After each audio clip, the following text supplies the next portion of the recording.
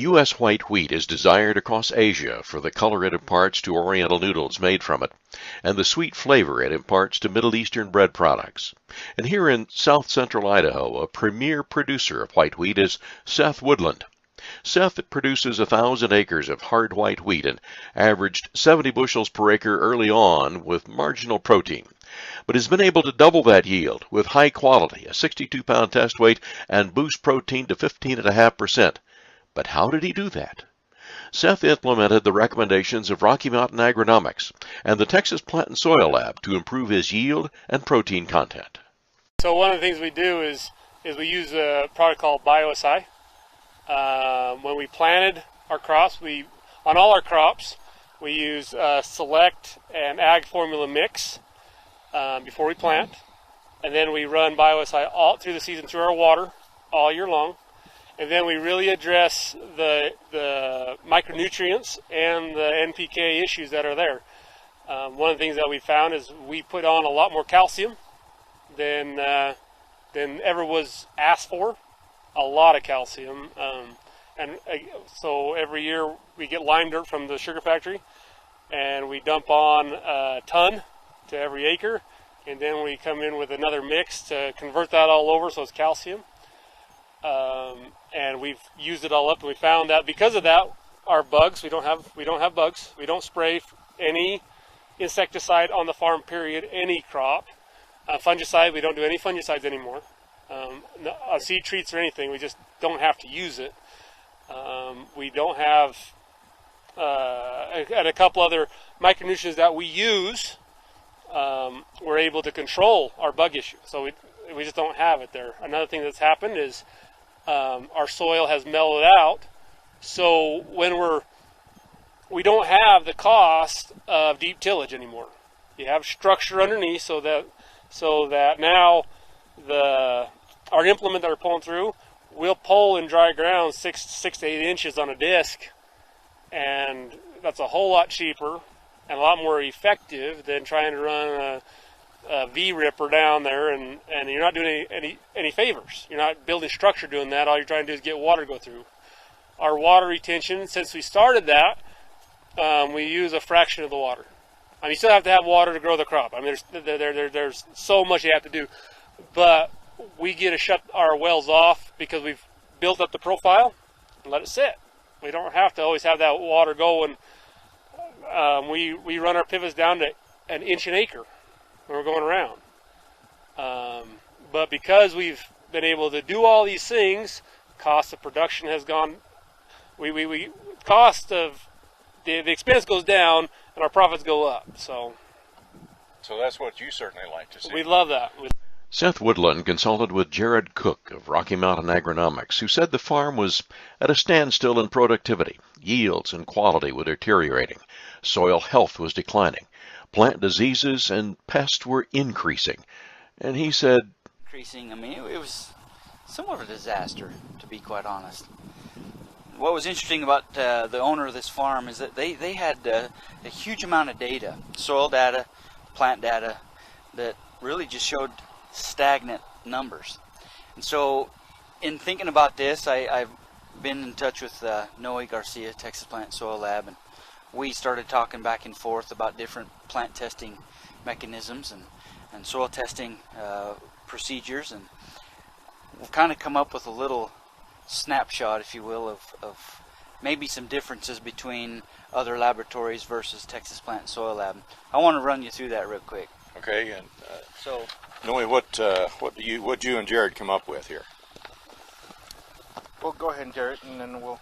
Well, so what we've got a target. I love shooting guns. It's one of my hobbies. I love accuracy, love precision, and what we found, just amongst talking and with historical data of this farm particularly, is that a lot of our laboratories, local labs or outside of Texas Plant and Soil Lab, they would, if they were to look at them as a gun, they may be shooting up here, a group of bullets right here, which, relatively speaking, that's a tight group, but it's a long way from the bullseye. That's our target. That's where we want to be. So crop production, maximizing productivity, we have to be here. Really, seeing what we've seen with some of these other agencies, we're accurate, but we were missing the mark. So it's like they're accurate within their realm of their standard, but based on how would you look at it? Based on the lack of productivity, there was something missing. And so as we started working with Texas Plant and Soil Lab and with Noel here, we recognized that their lab is capable of bringing us precision within this range right here. So now we're getting the same tight group, but right where we want, right on the bullseye. Okay. And so that's how I like to look at it, and that's how I've explained what we're capable of doing with customers nationwide. Is we can bring them from here to right there. All right. Knowing how were you able to do that? Well, I think it goes back to our natural extraction method, starting with a soil analysis, where we're using carbon dioxide as a extraction agent, and we're mimicking the roots. The roots give off carbon dioxide, form a weak carbonic acid, and utilize those nutrients. So we're seeing exactly what the plant is seeing, and it's the only soil test actually calibrated back to plant uptake, meaning that if your plant analysis comes back low in, say, phosphorus, our soil test most likely will be testing low. Problem that I have with a lot of these other extractions, sometimes they tend to overestimate what's actually plant available. And that's why, talking to all these farmers this week is that they've seen their test data that they've done with their local labs, and nothing has changed in the last 20, 30 years. Why is that? We've started increasing our fertility programs, but yet our soil test still saying that we're still at the same level year after year after year. I think that's one of the biggest things that we have as Texas Plant Soil Lab is our weak carbonic acid, very unique. Then we go to what we call our Ask the Plant program, or tissue or petio analysis. And that's what Jared was talking about here. Most laboratories will provide a huge range. For example, potassium, seeing some that will range from 0.5 all the way to 10%. Well, that's a very huge range. What we've done, we've actually optimized our plant nutrients based on plant uptake. Early on, nutrient needs are very low. As the crop starts building up towards booting, then that demand starts increasing. So we modify our standards throughout the growing season to justify that, and that's how we can accomplish better quality yield, increased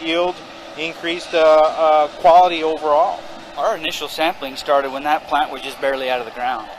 We were pulling a whole plant, root and all, remove as much of the soil as possible from the root, and we're sending anywhere between 40 and 50 plants per about 50, 60 acres to the lab, and we use that as our baseline for managing the plant. But we started with the soil analysis, because the soil analysis gave us the point of view of what was available immediately to the plant.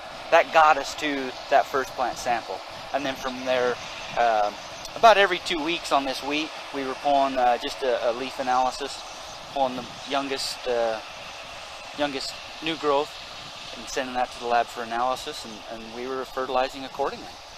Whatever the lab recommended, we did it, and just no questions, and we've got a tremendous crop here behind us. The frequent plant analysis has an intensive schedule with it, but because it pays in the end, Seth Woodland is on board. Yep, we just send it, and then what he recommends, we do. I don't bicker with it. And they haven't led me wrong yet.